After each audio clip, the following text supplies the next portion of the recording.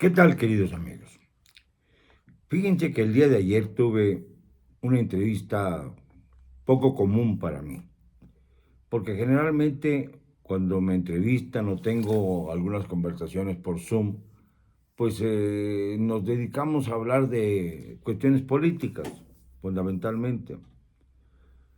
Pero el día de ayer, mi amigo Fran Durán Rosillo, desde Atlanta, junto con una distinguida maestra que está impartiendo cursos en diversas universidades de Estados Unidos, Elena Sada, nieta nada menos que de don Eugenio Garza Sada, al que yo considero el promotor, el impulsor, el creador de la nueva Monterrey. Fue el fundador del Instituto Tecnológico de Monterrey, que es un ejemplo para nuestro país y para el mundo. Y fue asesinado por la Liga 23 de septiembre. Concretamente, el que le dio el último tiro fue precisamente Jesús Piedra Ibarra, hijo de doña Rosario Ibarra de Piedra, y cuya hermana, la hermana de Jesús, es ahora nada menos que presidenta de la Comisión Nacional de Derechos Humanos, tendida a los pies de el monarca, Su Alteza No Serenísima López IV. Bueno, esto es simplemente un preámbulo. Lo interesante de la cuestión es lo que hablamos.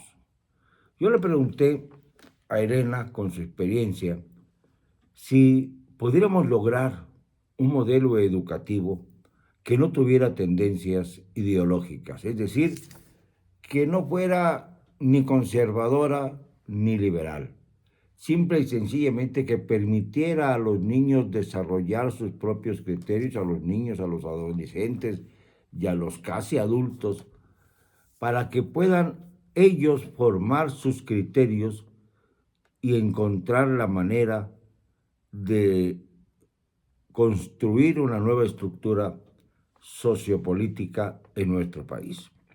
Este es un tema interesante, porque lamentablemente con la radicalización que se ha visto en nuestro país en los últimos años, dividiendo la sociedad en dos por capricho de un mandatario que tampoco se acomoda en el mundo actual, está en el filo de ser totalmente comunista con las indicaciones del Foro de Sao Paulo, o bien totalmente sumiso hacia los Estados Unidos, como ya lo dijo incluso el expresidente Donald Trump, que está haciendo todo lo posible por volver a la Casa Blanca, y aún así empieza a señalar a aquellos que considera que se doblaron ante él, y dijo que no había encontrado a nadie que se hubiera doblado más rápidamente que el señor López Obrador. Ya hablamos de eso en su momento.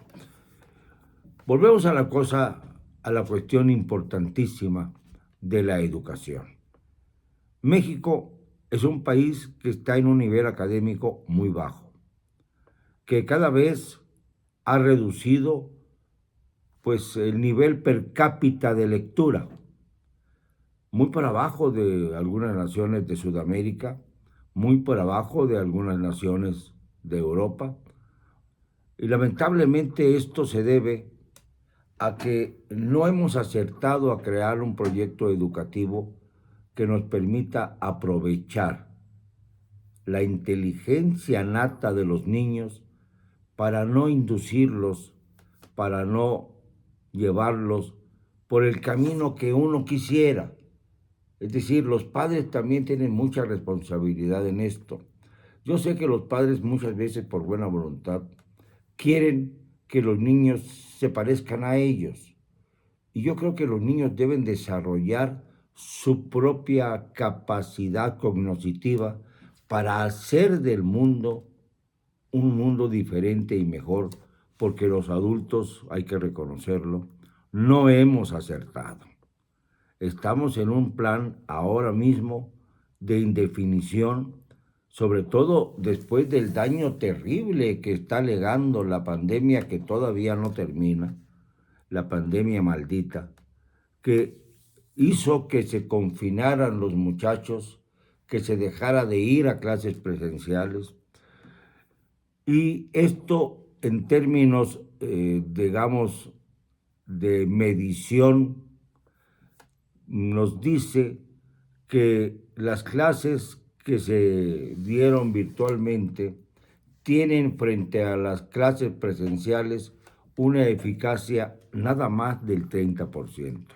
Esto quiere decir que se reduce a la tercera parte la posibilidad de captar la información que dan los maestros, por diversas circunstancias, porque a través del mundo virtual es más difícil tener una correlación informativa con los alumnos, porque es más difícil que se pueda preguntarle a un maestro algunas dudas, porque es más complejo hacer simple y sencillamente una exposición global, aunque haya preguntas y respuestas, porque las preguntas y las respuestas no van muchas veces de acuerdo a lo que los alumnos pretenden.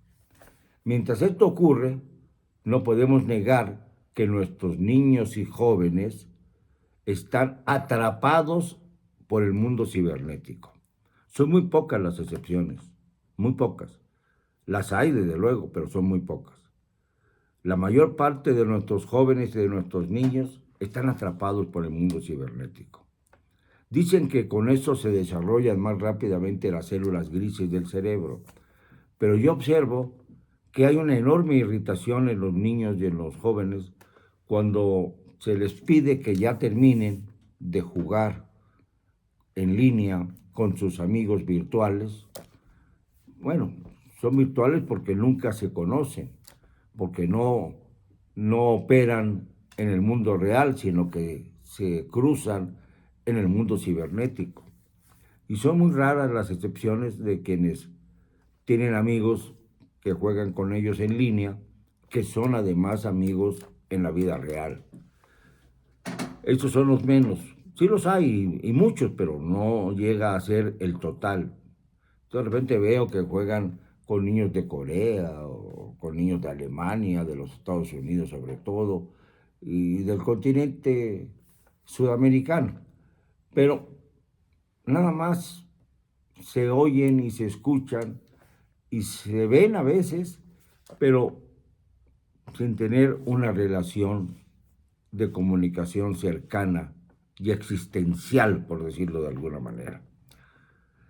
Pues bien, ante este drama, la señora que está ahora como titular de la Secretaría de Educación Pública, Delfina Gómez, una mujer que salió de una alcaldía del Estado de México, precisamente la de Texcoco, para convertirse en candidata a gobernadora, gracias a los apoyos de los caciques de la tierra, y ganó, aparentemente ganó las elecciones para gobernadora del Estado de México, pero no obtuvo el cargo por un fraude descarado un año antes de que se dieran los comicios de 2018, en los que Andrés Manuel López Obrador ganó la presidencia con 31 millones de votos. Bueno, Andrés Manuel no quiso defenderla. Y como no quiso defenderla porque pensaba que ello sería ahondar en la historia de la violencia de la izquierda, y pensó que además en un año Delfina podría echar a perder pues la imagen de Morena, tan frágil entonces por lo nueva, y decidió hacerse a un lado y dejar a su colaboradora, a su incondicional, suelta, aunque perdiera la gobernatura por un mal manejo electoral en el Estado de México. Ahora todo parece indicar que en el Estado de México también va a perderse para Morena, para la oposición ahora, el PRI, el PAN, el PRD, y que Morena va a arrasar, de acuerdo a lo que se observa en el Estado de México. Esto como una puntualización acerca del personaje. Luego presumió el presidente que pues le dio a Delfina como compensación la titularidad de la Secretaría de Educación Pública. Dijo Orondo que ella era una maestra de primaria que por primera vez llegaba a estas posiciones de altura dentro del gabinete presidencial.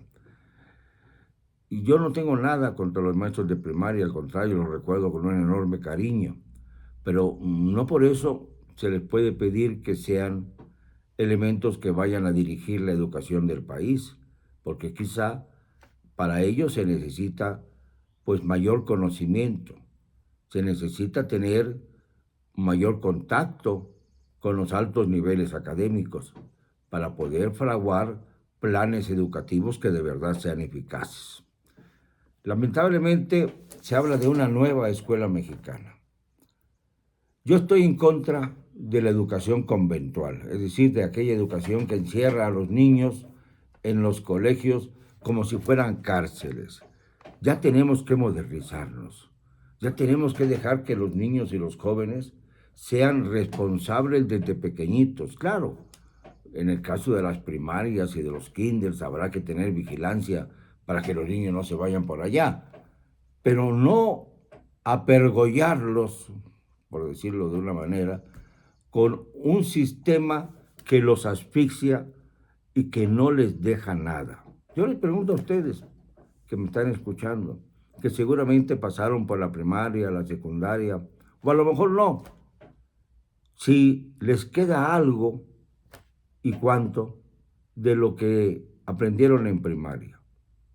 Claro que, por ejemplo, sabemos sumar y restar, cosa que algunos políticos de la nueva estirpe ni siquiera saben hacer. Pero nos acordamos de aquellas historias importantes sobre cómo ha funcionado el universo desde su fundación, desde que se creó.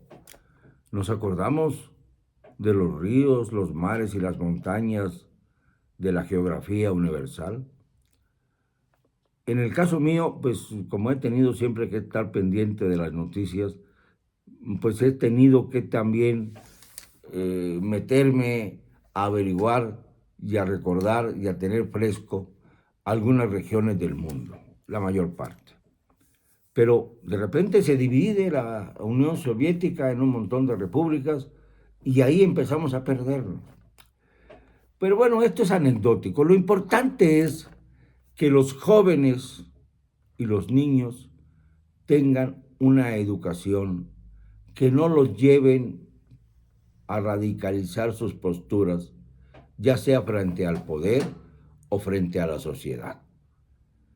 Los niños deben ser esponjas, sí, que asimilen los conocimientos globales por propia voluntad y no porque se les encarcele en una escuela. Esta sería la verdadera revolución educativa. Esta sería realmente lo que podría considerarse una reforma estructural que pudiera exaltar los valores de la infancia y arrebatarle a nuestros jóvenes y niños al mundo cibernético que los tiene convertidos en adictos.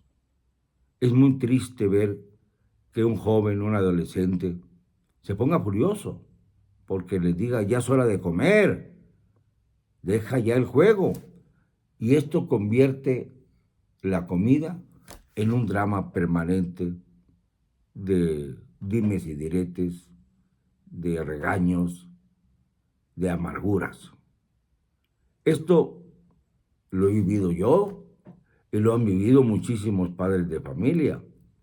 Y esto es algo que tenemos que necesariamente enfrentar, porque nos está comiendo nuestra vida lo que queríamos que fuera un instrumento moderno, el Internet, que nos permite, por ejemplo, esta posibilidad de llegar a ustedes, a pesar de todas las restricciones que existen ya también en el mundo cibernético.